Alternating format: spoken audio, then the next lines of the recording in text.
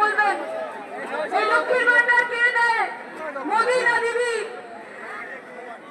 কন্যাশ্রী কে এনেছে? মোদি না দিদি? রূপশ্রী কে এনেছে? মোদি না দিদি? স্বাস্থ্যসাথীর কার্ড পশ্চিমবঙ্গে কে দিয়েছে? মোদি না দিদি? স্টুডেন্টস ক্রেডিট কার্ড কে দিয়েছে? মোদি না দিদি? কৃষক বন্ধু কে দিয়েছে? মোদি না দিদি? বার্ধক্য ভাতা কে দিয়েছে? মোদি না দিদি? বিধবা ভাতা কে দিয়েছে? মোদি না দিদি? সবুজ সাথীর সাইকেল কে দিয়েছে? মোদি না দিদি?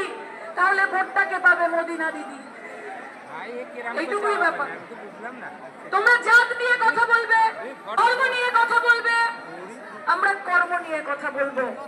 আর তোমরা জিজ্ঞেস করবে যে মমতা বন্দ্যোপাধ্যায় পশ্চিমবঙ্গের মানুষের জন্য কি করেছে।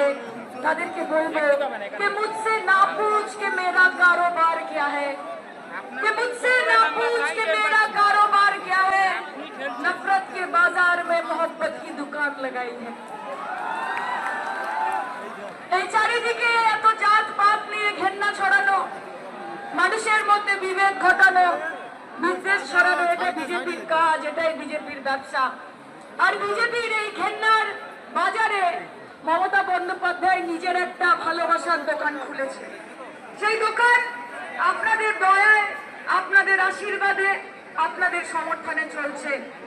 এবং আগামী দিন লড়াই করে বুঝিয়ে দিতে হবে পশ্চিমবঙ্গে যে পরিযায়ী নেতারা আসছে, যারা ইলেকশনের আগে এসে বলছে যে কোথা কোথা খুঁজেছি তোমায় তুমি জানো না, আর যারা ইলেকশনের পরে চলে গেলে বাংলার মানুষ বলছে তোমার দেখা নাই রে, তোমার দেখা নাই, তোমার দেখা নাই বিজেপি, তোমার দেখা নাই, তোমার দেখা নাই সিপিএম, তোমার দেখা নাই।